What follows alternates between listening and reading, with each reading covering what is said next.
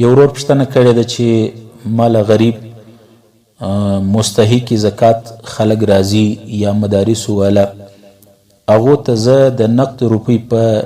صورت په هم زکات ورکوم، خو کله چاته چک ورکم د بینک چک په هغه کې زما اکاونټ کې پیسې، آیا د چک په ذریعه باندې زکات ادا کیږي که یا؟ محترمه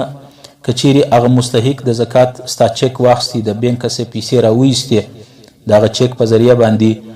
نو قبضه ور باندې وکړه، بیا ستا زکات ادا کیږي. او که چیرې هغه یې نه راوباسي، هغه مدرسې والا یا غریب یو چا باندې قرضی دی مقروضی یا د یو مزدور د ټیکدار مد کې هغه ته هغه چک تا چې کوم چک ورکړی دی دی هغه ته ورکړي، هغه سړی خپل اکاونټ ته ټرانسفر کړي، هغه راوباسي، په دې صورت کې زکات نه ادا کیږي. بلکې چې کوم چاته چک ورکړي هغه ته به دا وایه چې دا زکات دی، ته دا زکات دا چک پیسې اصول کړه، چې هغه اصول کې بیا زکات ادا کیږي. یو بل ورور پوښتنه کړې ده چې زه د پی سی او مالک یم، د موبایل د ریفرینګ سنټر مې دی، خلکو ته ایزي لوډ کوم او ایزي پیسې اکاونټ هم لرم. یو چا له زه پیسې استوم د زکات په نیت باندې، په ایزي لوډ ورته کوم، نغدي روپۍ نه ورکوم، هغه ته ایزي لوډ ورکوم. آیا په ایزي لوډ سره هغه موبایل کې ایزي لوډ 1000 2000 3000 د ده په موبایل باندې زه ایزي لوډ کوم، په دې سره زکات ادا کیږي که یا؟ او دویم دا که ایزي پیسه باندې زه یو چاته د زکات په مد کې پیسې ورواستوم، د دې دواړو پوښتنو جلا جلا جواب محترم مفتي صاحب غواړم. دغه ورور ته دا وویل سي چې د ایزي لوډ په ذریعه باندې چې تا د چا موبایل ته بیلنس واچوي او نیت د زکات دی، په دې سره زکات نه ادا کیږي. ځکه د زکات شرط دا دی چې مستحق د زکات به د عین مالک وي، د عین شي مالک جوړی، او د موبایل په ذریعه باندې مستحق ته ایزي لوډ چې تا وکړي هغه د منفعت مالک سو، د عین مالک نه دی. یعنی عین پیسې د هغو لاس له نه دي ورغولي، هغو لاس له یو سهولت دی ورکړي چې دی ټلیفون پکولی سي، په دې سره زکات نه ادا کیږي. دویمه پوښتنه ایزي پیسه باندې اکاونټ باندې ایزي پیسه باندې یو چاته پیسې استوم، که چیرې د ستا ایزي پیسه باندې استولي پیسې هغه سړی راوباسي د پیسو د روپۍ په شکل کې، هغه د ایزي پیسې چې کوم سنټر دی د هغه اکاونټ څخه د هغه سړي سره راوباسي پیسې، هغه مالک سي قبضه یې کړي، بیا زکات ادا کیږي. په ایزي پیسه باندې چې پیسې راوباسي هغه مالک قبضه یې کړي، بیا ستا زکات ادا کیږي. البته په ایزي لوډ باندې زکات نه ادا کیږي.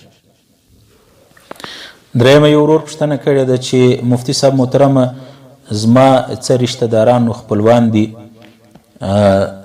زه هغو ته د زکات ورکول غواړم او هغه غریبان دي مستحق د زکات دي، خو لیکن که زه دا ورته ووایم چې دا د زکات پیسې دي یا زه هغه ته راشن وروړم یا د هغو د بچانو دپاره زه د اختر یا د رمضان المبارک د روزې څخه مخکې دوی ته راشن یا یو شی ورکوم، نیت مې د زکات وي، لیکن زبان باندې دوی ته ما نه دي ویلي په ژبه چې دا زکات دی، آیا د زکات ورته ویل ضروري دي که نیت کول کافي دي؟ محترمه زکات مستحق ته ویل ضروري نه دي، چې په زبان باندې په ژبه ورته ویل چې دا د زکات دی ضروري نه دی. د زکات معامله دا د نیت ستا د زړه سره تعلق لري، چې نیت د زکات وي، خپل رشته دارانو یا غریبانو ته د زکات په مد کې نغدي ورکول، راشن ورکول، یا دا ورته ووایه اگر څه چې دا ګفټ و تحفه ده، دا د اختر ستا د کوچنیانو یو شی دی زموږ د طرفه تحفه ده، نیت یې وي د زکات، په دې ټولو صورتو کې زکات ادا کیږي. په زبان باندې ورته ویل ضروري نه دی. شرط دا دی چې کوم چاته ته زکات ورکوې یا د زکات پیسې ورکوې یا د زکات په صورت کې راشن ورکوې، هغه زنانه یا هغه نارینه هغه څوک به د زکات مستحق وي، هغه به په خپله صاحب نصاب نه وي، او که زنانې وي هغو سره به سونه په قدر د نصاب نه وي ورسره، هغه به مالداره نه وي، غریبان وي. نو که غریبان وي هغو ته زکات په صورت کې په مد کې یا نغدي ورکوې یا راشن ورکوې، په زبان باندې و هغه ته په ژبه ویل ضروري نه دي. نیت د زکات وکړي، په دې سره زکات ادا کیږي. اگر چې بظاهره دا ورته ووایي چې دا د روزې خرچه ده، دا د اختر خرچه ده، دا ګفټ زموږ د طرفه یو تحفه ده، وایه اخله، نیت د زکات وي او هغه غریب وي مستحق وي زکات بالکل ادا کیږي. یو بل ورور پوښتنه کړې د مفتي صاحب محترمه د تجارت او د کاروبار او د ګټې دپاره مې یو پلاټ اخیستی دی په 80 لک روپۍ باندې قسطوار. اوس په دې کې د دې پلاټ قبضه هم ماته راکړې ده فایل هم راکړی دی لیکن قسطونو کې په 80 لکه کې ما 80 لکه ادا کړي دي 20 لکه روپۍ پاته دي قبضه یې ماته راکړې ده. آیا اوس په دغه پلاټ چې د تجارت او د کاروبار او د ګټې دپاره مې اخیستی دی په دې کې زکات شته که یا؟ محترمه وروره د 80 لکو پلاټ چې کوم تا واخیستی نو په دې کې 80 لکه تا ادا کړي دي او 20 لکه پاته دي. ګویا دا 20 لکه ستا په ذمه باندې هغه دین دی پور دی د خلکو د خپلې سرمایې څخه دا د تجارتي مال تجارت دی د 80 لکو دغه 20 لکه قسطونه چې پاته دي چې تا نه دي ادا کړي دا جن ماینس که دا جن وباسه صافي 80 لکه چې تا ادا کړي دي د 80 لکو مال تجارت تا سره در سره دی ته به زکات د 80 لکو ورکوې. هغه کم قسطونه چې در باندې پاته دي 20 لکه روپو په صورت کې هغه جن ماینس که جن وباسه صافي 80 لکه د 80 لکو زکات به ته ورکوې. دا کم قسطونه چې پاته دي د هغو زکات په تا باندې نسته. یو بل ور پوښتنه کړې د مفتي صاحب محترمه یو سړي باندې مې 15 لکه روپۍ پور باندې و قرضه خو هغه سړی ټال مټول کوي یا نه لري وروسته معلوم سو چې هغه ډیر غریب دی زما د پیسو د ادا کولو توان او طاقت نه لري. آیا مفتي صاحب دغه زما مقروض سړي ته زه د خپل 15 لکه روپۍ په زکات کې ورکولی سم که نه؟ یعنې زه ورته وایم چې هغه 15 لکه روپۍ په زکات کې ونسه چې زما په شتا باندې وي په دې باندې زکات ادا کیږي که یا؟ محترمه د زکات د ادایګي دپاره دا دی چې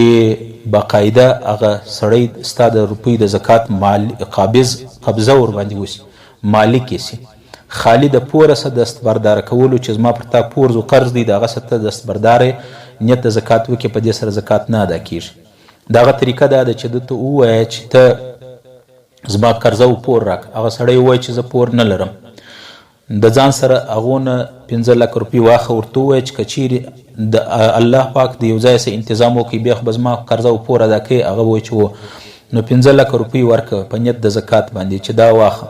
هغو چې واخیستلې قبضه یې کې اوس هغه سړي ته ووایه چې نو زما پور راک د هغه څه خپل پور به واپس دغه روپۍ یعنی علما دا هم لیکلي دي چې زور زبردستي مو سره کولی سي که دغه پیسې نه در کولې